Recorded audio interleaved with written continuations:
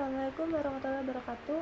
Perkenalkan, nama saya Sofiana, saya dari Manajemen 2B, Fakultas Ekonomi Universitas Muhammadiyah Cirebon. Di sini saya akan menjelaskan tentang yang pertama, yaitu ada konsep dan pengertian kewirausahaan Islam. Yang kedua, karakteristik entrepreneur Islam. Yang ketiga, ada prinsip dan etika bisnis syariah. Yang keempat, yaitu ada hadis Ibnu Daud dan Ibnu Majah tentang etika memberdayakan kaum Ansor yang meminta-minta kepada Rasulullah SAW.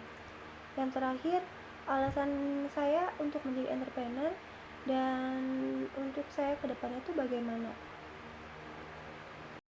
Baik, di sini saya akan menjelaskan yang pertama, yaitu tentang konsep dan pengertian kewirausahaan Islam. Pengusaha muslim melakukan kegiatan wirausaha tidak hanya untuk keuntungan semata, tetapi mereka untuk memenuhi fardu kifayahnya dia, seperti mencari nafkah untuk memenuhi kebutuhan hidupnya, baik jasmani maupun rohani. Dan pengertian kewirausahaan Islam itu sendiri yaitu kegiatan wirausaha yang berdasarkan prinsip-prinsip syariat Islam. Dan yang kedua yaitu ada karakteristik entrepreneur Islam. Yang pertama itu ada takwa. Takwa di sini yaitu untuk menuntun seorang muslim wirausaha yang melakukan kegiatan wirausahanya. Yang kedua itu ada halal dan haram. Halal di sini yaitu sesuatu yang dibolehkan oleh agama, dan haram yaitu kebalikan dari halal, yaitu sesuatu yang tidak dibolehkan oleh agama. Yang ketiga ada jangan mubazir. Yang keempat menyembah Allah Subhanahu wa taala. Yang kelima memiliki nilai moral yang tinggi. Di karakteristik yang terakhir ini tuh banyak seorang muslim wirausahawan yang melalaikannya karena mereka melakukan kegiatan riba atau hal yang dilarang oleh agama lainnya. Yang ketiga yaitu ada prinsip dan etika bisnis syariah. Yang pertama di sini ada prinsip dibagi lagi menjadi dua, yaitu prinsip umum dan prinsip khusus. Di sini saya akan menjelaskan tentang prinsip umum. Prinsip umum dibagi lagi menjadi 6, yaitu yang pertama prinsip ilahiyah. Prinsip ini sama saja dengan prinsip tauhid, yaitu dalam kegiatannya kita diajarkan dengan nilai-nilai ketuhanan. Yang kedua ada prinsip nabawi, prinsip kenabian. Di prinsip ini kita diajarkan untuk meneladani sikap Rasulullah SAW dalam berdagang, yaitu seperti sidik, amanah, tabligh, fatonah. Yang ketiga ada prinsip adiliyah. Di prinsip ini yaitu kita diajarkan nilai-nilai keadilan. Yang keempat ada prinsip hurayah, yaitu prinsip yang berdasarkan nilai-nilai kebebasan, yaitu bebas dalam melakukan atau tidak melakukan sesuatu selama tidak ada dalil yang melarangnya. Yang keempat ada prinsip musawah, yaitu prinsip kesetaraan. Di sini kita diajarkan dengan nilai-nilai kesetaraan, yaitu tidak membedakan karyawan dan wirausahawan. Yang terakhir ada prinsip ta'awun, yaitu prinsip tolong-menolong.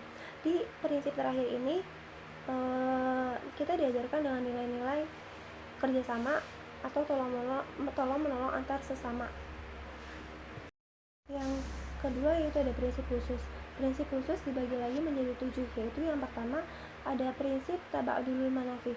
Di prinsip ini yaitu bertujuan menciptakan kerjasama antar individu atau masyarakat.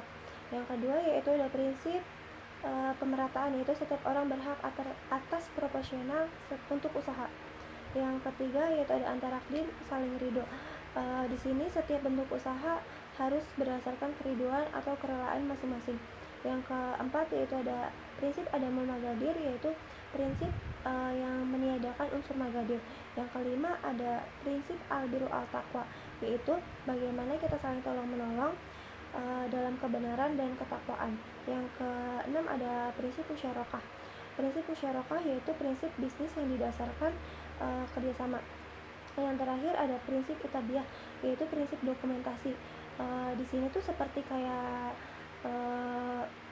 catatan transaksi atau prinsip sebagai pencatatan. Dan tadi saya sudah menjelaskan tentang prinsip umum dan prinsip khusus. Dan di sini ada etika menurut syariat Islam. Etika menurut syariat Islam dibagi lagi menjadi 5, yaitu ada etika yang bersifat memberdayakan, etika pembayaran upah, Rasulullah SAW bersabda, bayarlah upah seseorang yang bekerja pada kita sebelum keringatnya kering. Dan yang ketiga ada etika jual beli dan hutang. Sebagai kita jika menagih utang jangan di tempat umum dan tidak menyakiti orang yang berhutang. Yang keempat ada etika santun terhadap menjual barang, yaitu kita melayani konsumen atau customer, yaitu dengan sopan santun. Yang terakhir ada etika jujur dalam pemasaran. Di sini ada hadis dari Ibnu Daud dan Ibnu Majah tentang etika memberdayakan seorang kaum Ansor yang meminta-minta kepada Rasulullah SAW.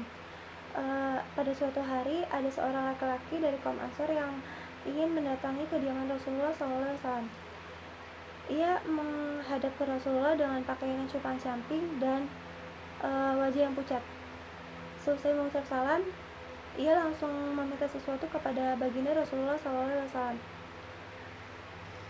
Ya, ada sehelai kain dan kami pakai sebagiannya dan kami bentangkan sebagiannya untuk duduk dan lain sebagainya. Saya juga punya satu bejana untuk minum air, jawab Rasulullah SAW. Beliau kemudian menyuruh para sahabatnya untuk mengambil bejana dan kain tersebut. Dan bergegas salah satu sahabat mengambil barang tersebut dan langsung mengasihnya kepada baginda Rasulullah SAW.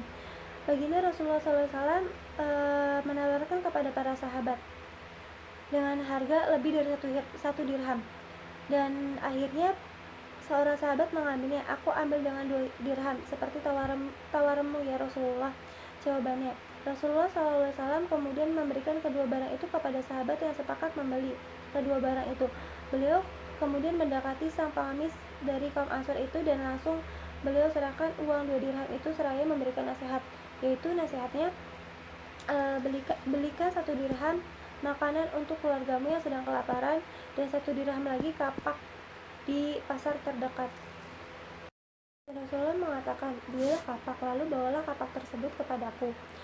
Selepas menerima uang, pengemis tersebut langsung ke pasar untuk membeli makanan untuk keluarganya yang lapar dan membeli kapak atas perintah Rasulullah SAW. Setelah membeli makanan untuk keluarganya, lalu pengemis tersebut mengantarkan ke rumahnya dan kapak tersebut dibungkus oleh kantong kulit dan ia langsung kembali menuju ke kediaman Rasulullah SAW. Saat itu Rasulullah SAW masih dalam satu majelis dikelilingi para sahabat. Hai fulan, sudahkah engkau laksanakan perintahku? Tanya Rasulullah SAW pada sang pengemis yang tampak malu-malu berdiri di depan pintu rumah. Sudah tuan, jawab sang pengemis. Kemarilah, bawa kapak itu kepadaku. Lalu pengemis memberi kapak tersebut kepada Rasulullah SAW dan Rasulullah sangat gembira karena sang pengemis telah taat menerima perintah beliau.